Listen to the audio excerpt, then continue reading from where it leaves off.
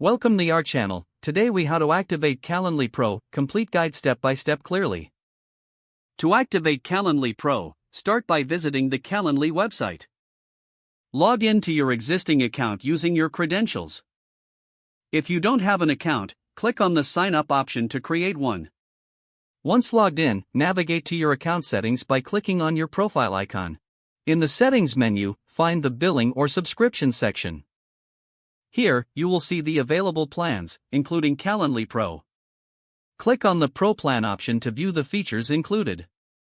Review the details and benefits to ensure it meets your needs. After that, click on the Select Plan button. You will be prompted to enter your payment information. Fill in the required fields with your credit or debit card details. Make sure to input billing information accurately to avoid any issues. Once you've entered your details, review everything for correctness. Then, click on the Start Subscription or Confirm Payment button. You will receive a confirmation message once your payment is processed. Your account should now be upgraded to Calendly Pro. To explore Pro features, return to your dashboard. You can now access advanced scheduling options, custom branding, and more. Start utilizing the enhanced features to optimize your scheduling process. If you encounter any issues, refer to the Help Center or contact support.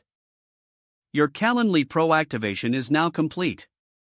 Enjoy streamlined scheduling and enhanced productivity. If the page does not load, refresh the browser or try again in a private or incognito window. Make sure you are using the correct email address, then retype it carefully to avoid small typos. If your password is not accepted, use the reset option and create a new strong password you can remember.